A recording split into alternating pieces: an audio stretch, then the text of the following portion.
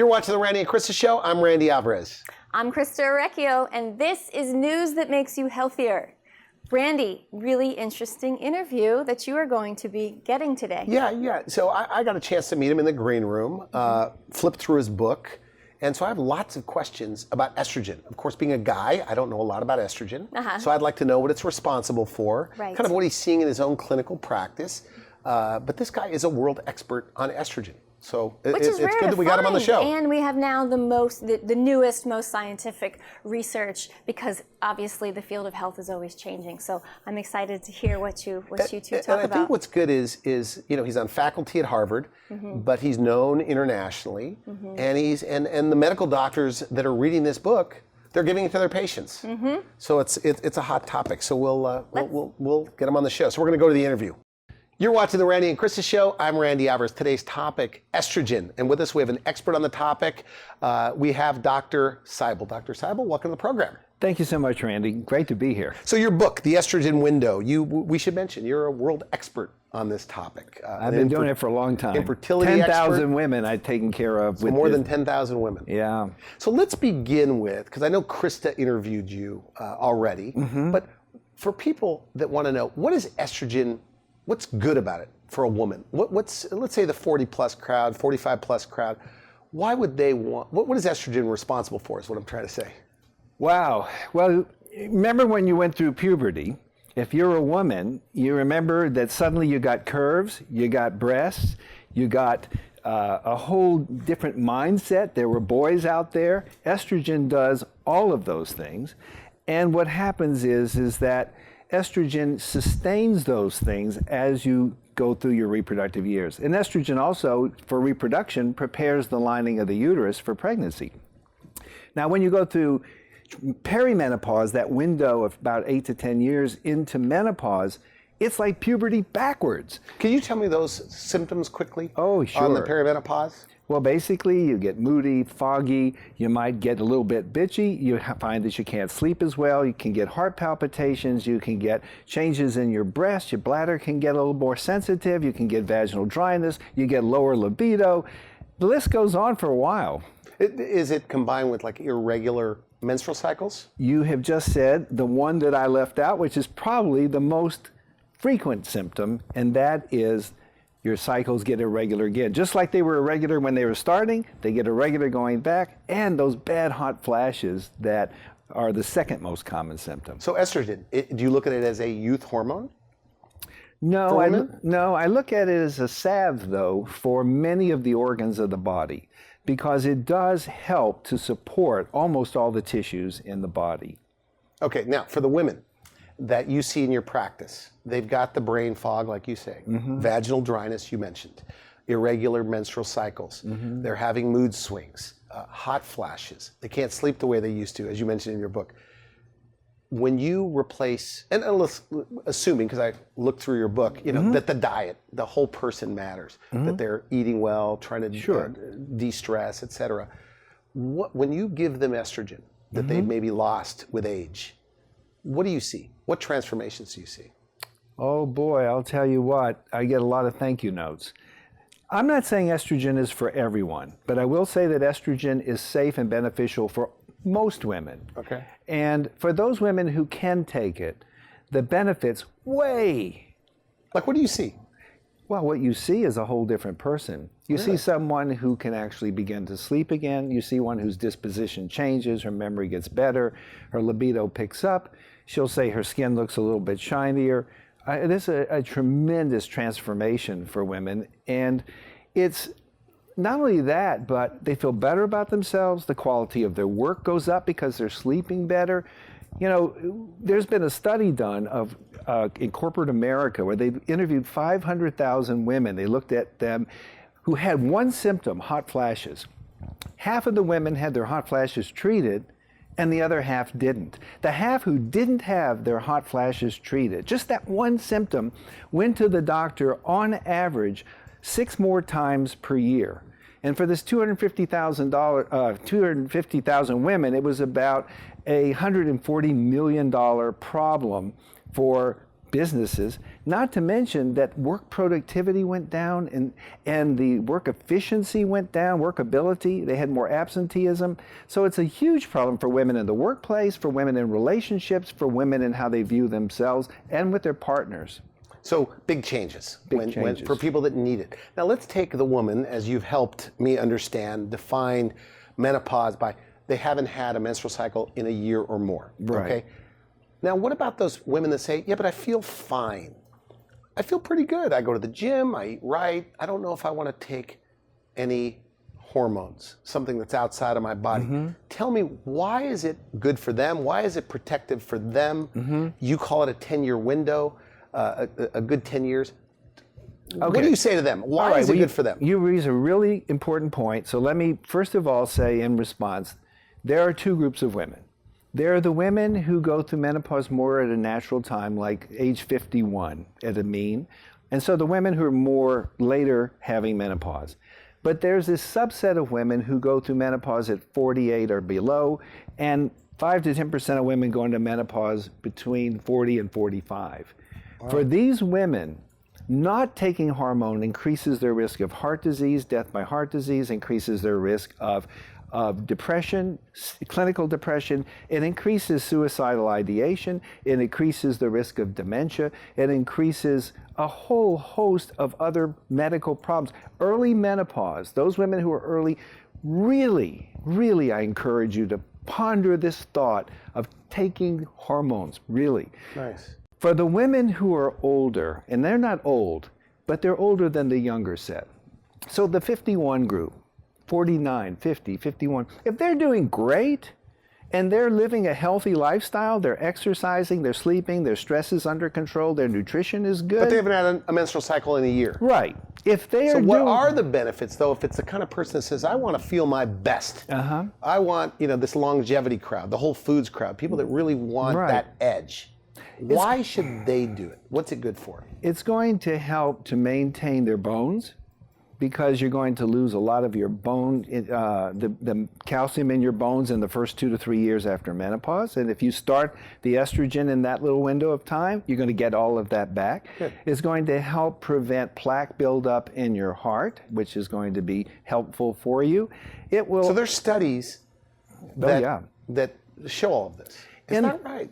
100%. And let me tell you, in my book, The Estrogen Window, and now coming in paperback, The Estrogen Fix, what you're going to see is a real clarity that's easy to understand of well-documented studies that have come out in the last several years that really show and speak to these points one-on-one for every one of the things. So it's protective for heart. Yes. The brain. Yes. Mood. Is it because estrogen works with all the other hormones? I realize this is a big question, right? In simplest, but is there a dummy-down way to explain this to me? The brain, the heart, the vaginal tissues, the bladder, the bones, all of these organs, the skin, respond well to estrogen, and it sustains them. One of the things I find, I've been talking around the country when I give lectures about my book, The Estrogen Window, what I find is there's the younger women who are trying to figure this thing out. And then there's a group of women that come that are in their 70s. And they generally look quite well for a woman in their 70s. And they will say to me, I go and ask them, I say, you're here, you're a little beyond the time when most of the women are taking hormones. Why are you here? What are you hoping to gain from it? And they'll say, my daughter's afraid of estrogen, and I want to make sure that I'm telling them the right thing when I tell them to take it. So they're there looking quite fine, thank you. But they want their daughters to have those benefits, and their daughters are afraid, confused, concerned, and it's the same story over and over. Now, are women, and we talked a little bit about this in the green room, but is there a group of women that are saying, but breast cancer runs in my family. Right. So I've got to run from estrogen because it's going to grow cancers.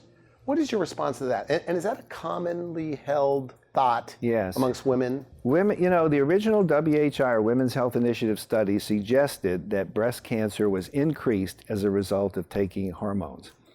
But that original study was about estrogen combined with a synthetic progesterone called Provera.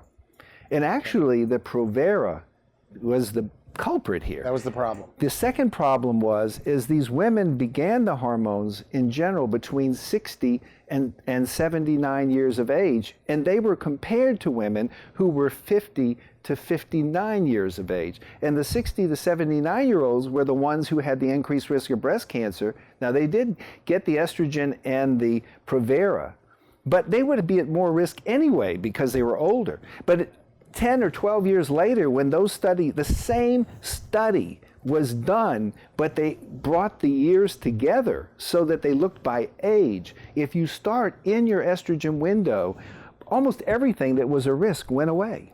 Okay, you're board certified OBGYN. You have many board certifications. Yes, I have. Reproductive medicine and certified menopause practitioner, et cetera. Now, could other OBGYNs that read your book, what could they say that they disagree with? That maybe if they watch this, that you can help them bring some light to? Well, the North American Menopause has recommended my book not only for the women, but the doctors who serve them, because we know that 80% less women are taking hormones today than they were in 2002 Is that right? because of fear and confusion.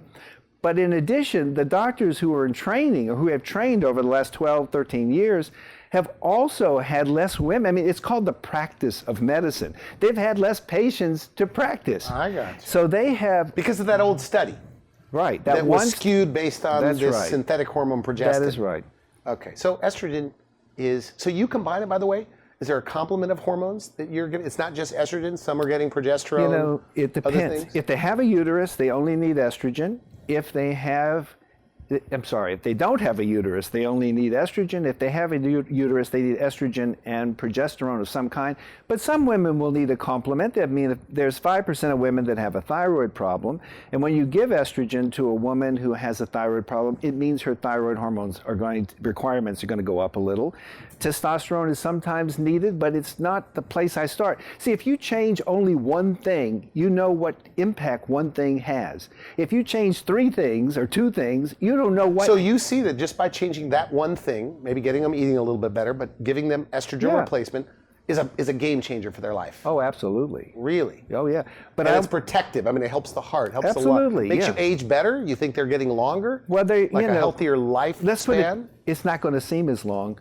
I'll tell you that. You have more energy. They're going to have more energy. They're going to think better. They're going to perform better. They're going to enjoy sex more. They're going to enjoy their relationships more. They're going to have a higher level of work performance. Yeah.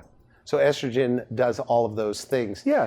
But if it's not you and you don't want it, okay. I mean, you can still work to take care of the sum of you. You can use alternatives to hormones. I'm not saying you have to have it or you're just miserable. What I'm saying is that if you want to optimize your life and get the most benefit, that goes something that is proven to be safe and beneficial for most women, then don't be afraid to try it.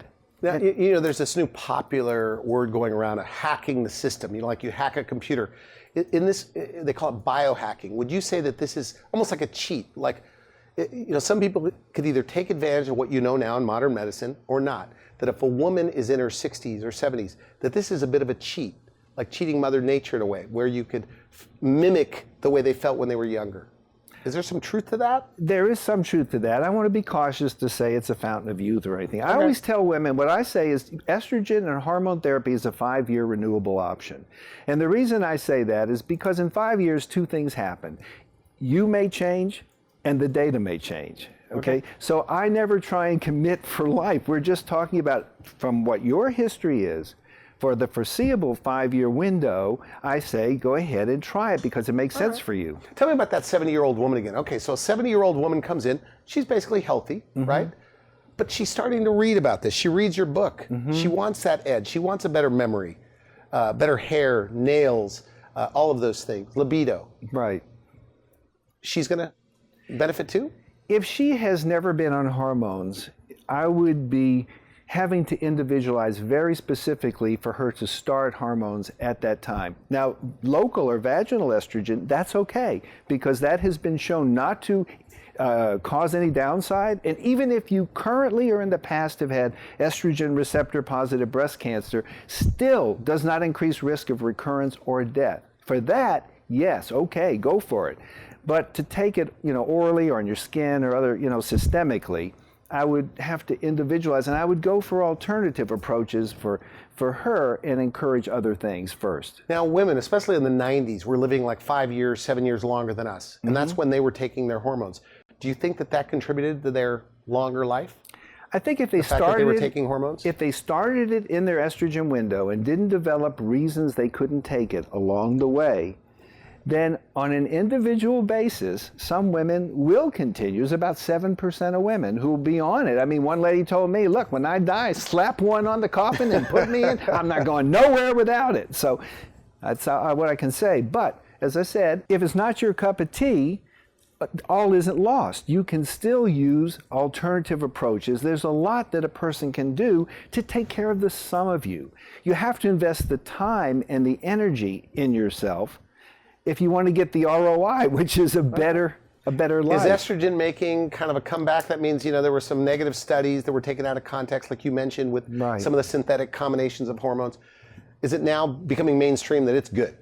It is. It's protective. In my career, estrogen has gone from the best to the worst, best to worst, and it's back. Best again. It's best again. It's back, and you're the expert. I want to thank you for coming on the show. My pleasure. So you get the book. Where do you get the book? It's available at all bookstores, on Amazon, Barnes & Noble, wherever you shop for books. And some women read the book and they get mad, your wife said. Yeah. That they're going, wait a minute, I didn't know this. Why wasn't I told this? Right. Right? And some women are very happy. Well, you know what? If you find something in there, contact me and let me know, because I want to know what you think. And the fact of the matter is that hormones will be beneficial for most women, but it takes an explanation in context of who you are. And the feedback is great so far on the book? Oh, yes. They're loving it? What about the medical community? The medical community has given me a thumbs up. It's been good. Okay, well, I want to thank you for coming on the show. Thanks so much. It was a pleasure. Good stuff.